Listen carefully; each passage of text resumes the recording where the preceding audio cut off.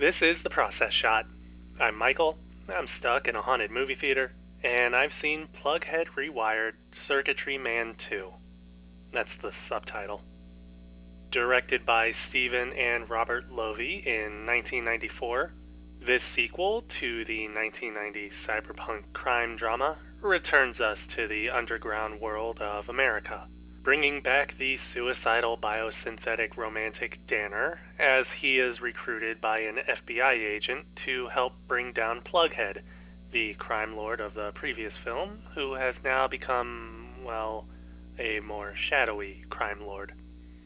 As he and Kyle, the female FBI agent who has a boy's name for some reason, traverse the continent, they are not only followed by the comic relief of the last film, but also two new comic relief characters who, well, don't really add anything to the movie at all. I don't even think they're worth bringing up in the first place. Anyways, that's the basic plot.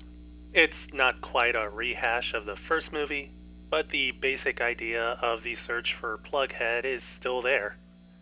Fun fact, this movie actually reuses a few shots from that first movie as cutaways. In any case, the story is pretty similar, though not completely identical. In fact, I'd go as far as to say that this one is a bit more bare bones than the first film, with more focus on world building and performances than letting the story play out. Even so, those two elements don't actually get all that much in the way of substance, in that ideas are introduced but never really fleshed out. It makes the toxified world above the underground society something more interesting than it was before, which is helpful since almost the entire movie takes place above ground now. But it doesn't actually do anything with this new information. The same could be said for the characters, new and returning. There are both explicit and implicit notions of progression and development between films, but it just lets it slide.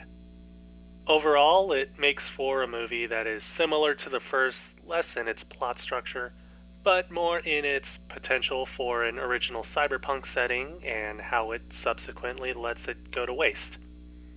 The technical elements of Plughead Rewired don't fare much better than the story either, nor do they even meet the expectations set up by the first Circuitry Man film, where that movie had cheap but relatively creative sets and locations that helped to try and sell the idea of an underground society.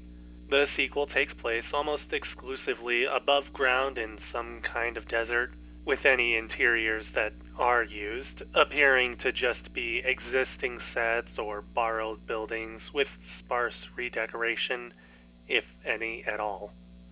As for the desert world above ground, it's also sparse of anything that truly differentiates one part of the world from another, with every location looking completely the same, even if they're meant to be miles apart.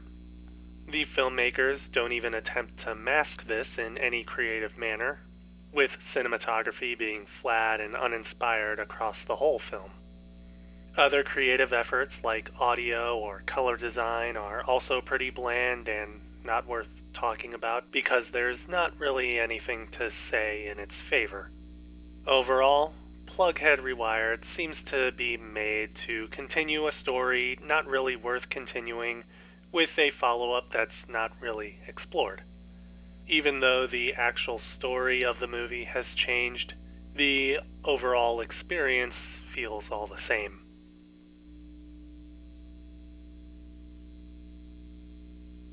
Plughead Rewired Circuitry Man 2. Stephen Lovy, Robert Lovy, 1994. 2 stars.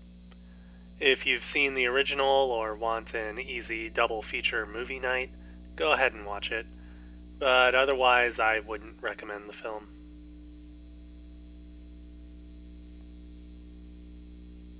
That's it for this review.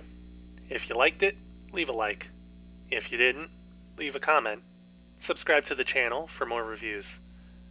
Between these two movies, there's actually enough of a universe to consider a remake. Then again, That doesn't mean there's enough of a story to justify remaking these movies.